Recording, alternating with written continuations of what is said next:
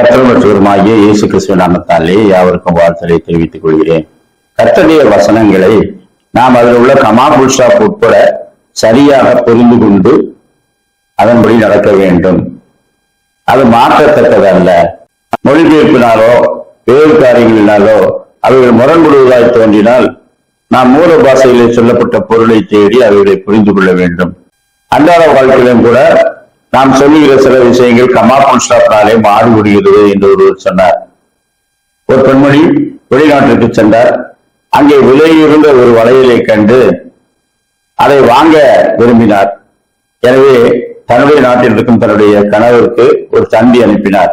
ஒரு விலையேற்பட்ட வளையலை கண்டேன், அதை வாங்க விரும்புகிறேன், வாங்கவா என்று சொல்லி கேட்டு bangle $75,000 may I buy it என்று சொல்லி கேட்டு தந்தி அனுப்பினார்.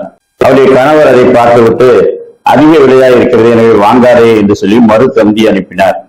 அந்த தந்தி no price is too high என்று அனுப்பினார். வாங்காதே, விலை அதிகமாக இருக்கிறது என்று அர்த்தம். ஆனால் மறுமுனையிலே அந்த தந்தியை அந்த நாட்டிலே டெலிவரி செய்தவர் நோ என்ற வார்த்தைக்கு அடுத்து இருக்கிற அந்த கமாவை விட்டு விட்டார். No price is too high, எந்த விலையும் மிக அதிகம் என்று நினைக்க வேண்டாம், எனவே வாங்கி விடு என்ற அர்த்தத்திலே அதை வருகிறது. எனவே அந்த பெண்மணி அதிக விலை கொடுத்து அந்த வளையலை வாங்கிவிட்டார். தன்னுடைய நாட்டுக்கு திரும்பின பிறகுதான் அவருடைய கணவர் அவரை திட்டிக் கொண்டார். இவ்வளவு உயர்ந்த விலை கொடுத்து அதை வாங்கிவிட்டாயே என்று சொல்லி. நாம் ஒரு கமா பொருளை மாற்றி விடுகிறது. வேதாகம வசனத்திலும் ஒரு நிறுத்தற் குறியீடு, ஒரு கமா கூட பொருளை மாற்றுவதாக இருக்கலாம். எனவே ஆவியினாலே அதில் சொல்லப்பட்டது என்ன என்பதை மற்ற வசனங்களை கொண்டு நாம் உறுதிப்படுத்திக் கொண்டு அவற்றை நாம் விசுவாசிக்க வேண்டும்.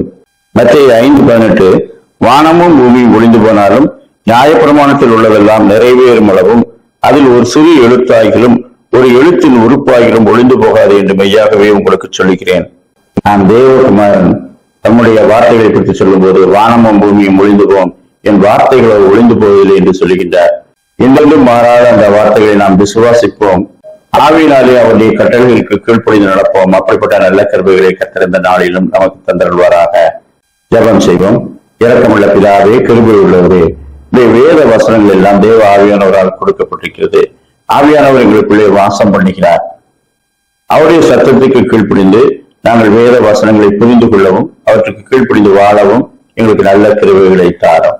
அனுதினமும் ஆர்வத்தோடு வசனங்களை வாசிக்கவும் கற்றுக்கொள்ளவும் உமக்கு மகிமையை செலுத்தவும் எங்களுக்கு நல்ல சிந்தனைகளை தந்தரல வேண்டும் என்று கர்த்தருமாகிய இயேசு கிறிஸ்துவின் நாமத்திலே வேண்டிக் கொள்கிறோம் பிதாவே. ஆமென்.